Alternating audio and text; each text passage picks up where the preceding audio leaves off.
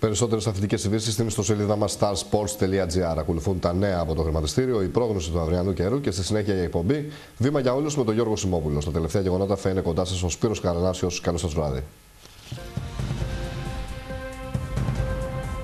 Την κρισιμότητα του πολιτικού στοιχήματος που δίνει για τις επικείμενες αυτοδιοικητικές εκλογές επιβεβαίωσε ο ΣΥΡΙΖΑ με την υποψηφιότητα του γνωστού και έμπειρου νυν βουλευτή Εύβοιας Βαγγέλη Αποστόλου για την περιφέρεια Στερεάς.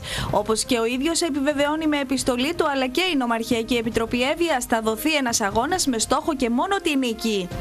Ανοιχτά υπέρ των υποψηφιωτήτων του Κώστα Μπακογιάννη και του Γιώργου Κοντρονιά τάσεται ο πρόεδρος της ΝΟΔΕ Φθιώτιδας Στέλιος Κανέλος. Στέλνει το δικό του μήνυμα στο Θανάση Γιαννόπουλο, ενώ διαψεύδει τα σενάρια που θέλουν το κόμμα της Νέας Δημοκρατίας να πιέζει τον Δήμαρχο Λαμίας να προσχωρήσει στο συνδυασμό του Κώστα Μπακογιάννη. Για ανυπόστατες φήμες κάνει λόγο και ο Γιώργος Κοντρονιάς.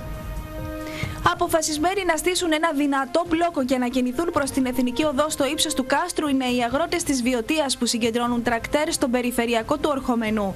Αύριο στις 7 η συγκέντρωση αγροτών από όλη τη Φθιώτιδα στο Σταυρό. Δειλά βγήκαν κι άλλα τρακτέρ σε Λιανοκλάδη, Λαδικού και Ανθήλη. Οι δύο εκτροχιασμοί τρένων μετά από σύγκρουση με αγελάδες το τελευταίο χρονικό διάστημα στη Φθιώτιδα έχουν θορυβήσει τον ΟΣΕ που αναζητά λύσεις για την αντιμετώπιση του προβλήματος.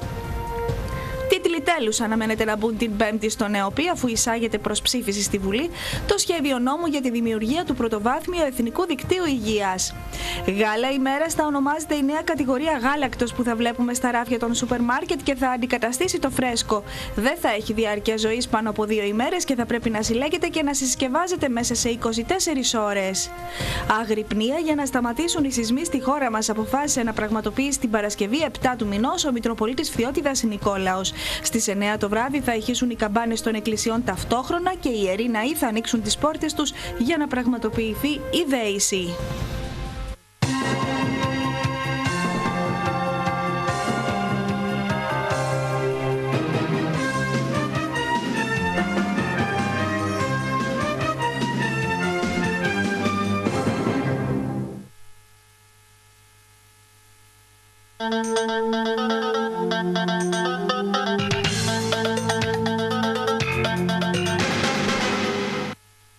Άνοδο παρουσίασε ο δείκτης του Χρηματιστηρίου Αθηνών κατά την σημερινή του συνεδρίαση που έκλεισε στις 1.208,14 μονάδες, αυξημένος κατά 2,65%. Ο όγκος των συναλλαγών κυμάνθηκε στα 117,33 εκατομμύρια ευρώ.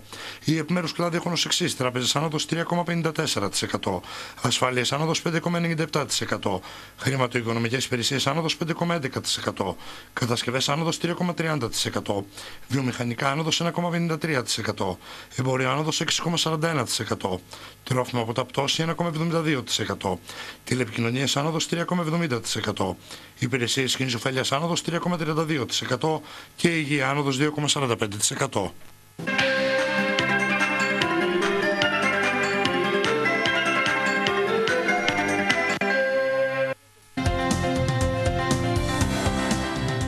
Την Τρίτη στα δυτικά, κεντρικά και νότια της χώρας προβλέπονται τοπικές βροχές. Χιόνια θα πέσουν στα ορεινά αλλά και σε ημιορεινές περιοχές της Στερεάς και της Ηπείρου. Στις υπόλοιπες περιοχές θα υπάρχουν τοπικές νεφώσεις. Οι άνεμοι θα πνέουν βόρεια-ανατολική 4 με 6 μποφόρ. Στο Ιόνιο νότια-ανατολική με την ίδια ένταση και στα πελάγη θα φτάσουν τα 7 μποφόρ.